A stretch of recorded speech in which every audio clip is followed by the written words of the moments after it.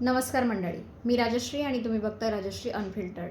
आज आपण बोलणार आहोत डॉक्टर बाबासाहेब आंबेडकर यांच्याविषयी, 14 एप्रिलविषयी आणि डॉक्टर बाबासाहेब आंबेडकरांनी स्त्रियांना दिलेल्या हक्कांविषयी.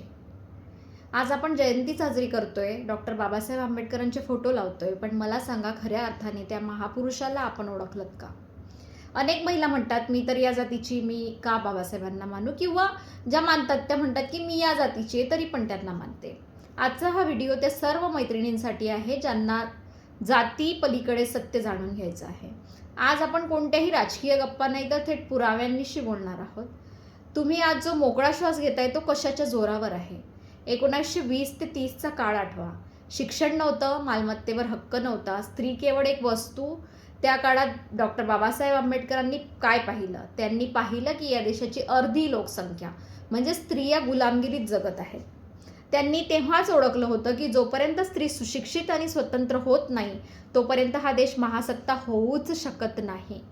म्हणून ते स्त्रियांसाठी लढले. त्यांनी हिंदू कोड बिल आणलं. ही खरी क्रांती होती. डॉक्टर बाबासाहेब आंबेडकरांनी हिंदू कोड बिल मांडलं. त्यात घटस्फोटाचा अधिकार स्त्रियांना दिला गेला. विचार करा, ज्या काळात ह्या गोष्टीबद्दल कोणी साधा विचारही करू शकत नव्हतं, तोंडातून शब्द पण बाहेर काढू शकत नव्हतं, त्या काळात त्यांनी हे केलं. नवरा छळत असेल तर त्यातून बाहेर पडण्याचा अधिकार स्त्रियांना दिला. आणि त्या काळात खरंच हे विचारायचं धाडस पण कोणी करत नव्हतं. त्यांनी स्त्रियांना मालमत्तेचा हक्क दिला. पितृसंपत्तीत स्त्रियांना वाटा मिळावा ही मागणी त्यांनी रेटून धरली. आणि जेव्हा हिंदू कोड बिल मंजूर होत नव्हतं म्हणून त्यांनी आपल्या मंत्रिपदाची खुर्चीला थाडली होती. सांगा, आजचा कोणता नेता स्त्रीच्या हक्कांसाठी मंत्रिपद सोडतो? हे त्यांचं स्त्रियांवरचं प्रेम होतं, अधिकार होता आणि ते त्या कामाला स्वतःची जबाबदारी समजत होते. कामाच्या ठिकाणी स्त्रियांचे संरक्षण आणि मॅटर्निटी लिव्हचा कायदा त्यांनी आणला. अनेक ठिकाणी महिलांना कामावरून काढून टाकलं जात होतं. अनेक महिलांना वाटत होतं की नोकरी मिळवणं सोपं आहे, पण बाबासाहेबांनी 1940च्या दशकात मॅटर्निटी बेनिफिट ॲक्टवर काम केलं होतं. गरोदरपणात स्त्रियांना कामावरून काढलं जाऊ नये, त्यांना हक्काची पगार रजा मिळावी, हे त्यांनी कायद्यात बनवलं. आज आपण कॉर्पोरेटमध्ये जो रुबाब मिरवतोय, जे ताठमानेने जातोय किंवा जे म्हणतो मी जॉब करते, मी पैसे कमवते, मी इंडिपेंडंट आहे, तो याच कायद्याच्या पायावर मी उभी आहे.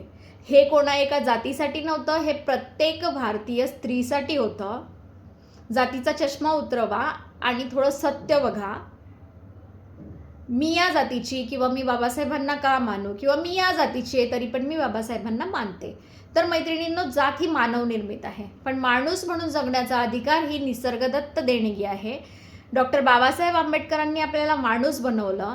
आज तुम्हाला शिक्षण मिळतंय, तुम्हाला मतदानाचा अधिकार आहे, तुम्हाला स्वतःचे निर्णय घेण्याचे स्वातंत्र्य आहे. हे सगळं संविधानामुळे आहे. संविधानात कुठे जात लिहिली आहे का? नाही. तिथे फक्त भारतीय नागरिक लिहिलंय. मग जात का आड येते? शेवटी एकच सांगते, जयंती म्हणजे फक्त मिरवणूक नाही, तर त्यांच्या विचारांची समज आहे. जर तुम्हाला वाटत असेल की तुम्ही स्वतंत्र आहात तर डॉक्टर बाबासाहेबांच्या कार्याची जाणीव ठेवा, जातीच्या भिंती पाळा आणि माणूस म्हणून जगायला शिका. जर हा व्हिडिओ बघून एका तरी स्त्रीचे आज डोळे उघडले तर माझं काम सफल झालं असंच मी समजेल. कमेंटमध्ये लिहा जय भीम जय संविधान. हा व्हिडिओ शेअर करा आणि चॅनलला सबस्क्राईब करायला विसरू नका. जय भीम जय संविधान.